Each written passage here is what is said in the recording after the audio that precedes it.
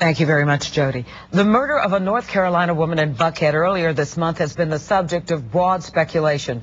For the first time, we hear the inside story from the detective on the case and the renter of the apartment where it happened. And the detective explains why this man, Stephen Smith, is a person of interest. Channel 2 investigative reporter Mark Winnie has the story. Came here to have a good time and you end up dead in my home.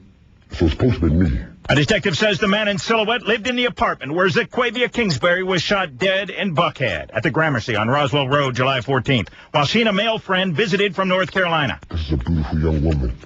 She got 2 kids.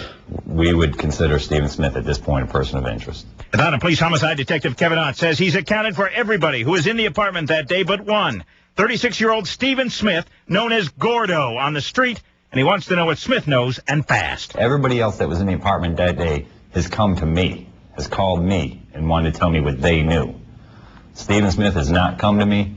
Stephen Smith is about 5'9", 170 pounds, 36 years of age, and had a relative in the building that he would visit quite often. At this point, I think it's imperative that we talk to Stephen Smith.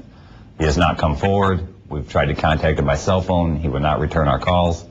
And frankly, we have no idea where he's at or if he's even still in the state of Georgia. Ott indicates he believes someone saw a lot of cash on a desk in the apartment Ms. Kingsbury and the male friend were visiting from North Carolina. That the 2 men in the apartment left and the man who saw the cash broke in to steal it, not knowing Ms. Kingsbury was there. We believe the suspect, after being startled by Zaquavia, not believing anybody was in the apartment, shot and killed Zaquavia Kingsbury.